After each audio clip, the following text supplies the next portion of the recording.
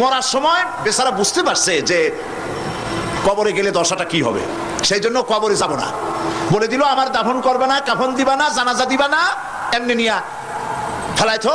তারপরে কি বলে মেডিকেল কলেজে দিয়ে দিও, ছেলেরা আমাকে অপারেশন করিয়া কাটাছেড়া করিয়া অপারেশন শিখবে।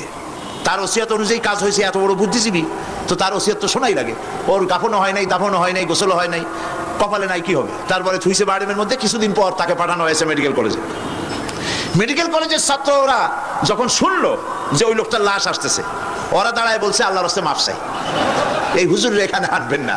উনি বেঁচে থাকতে আল্লাহরে অস্বীকার করছে, এখন ওনারে কাইটা যদি আমরা অপারেশন শিখি তাহলে যে রুগীরে ধরবো যাও বাস পেয়ে ওইটা মরবে। কাজী এটার ফিরা। এরপরে নিয়া কোনো জায়গায় নিল না, আবার নিয়া বার্ডেমের ডিপ ফ্রিজের মধ্যে রেখে দিছে। আমার এখন চিন্তা হয়েছে যে এই লাশটারে যদি এখন রাস্তায় ফেলায় দেয়, কুত্তাও খাবে না।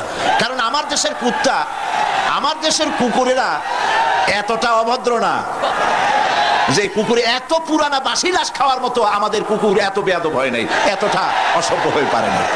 কাজী আল্লাহর সাথে যারা নাফরমানি করে, আল্লাহ এরকম দেখান।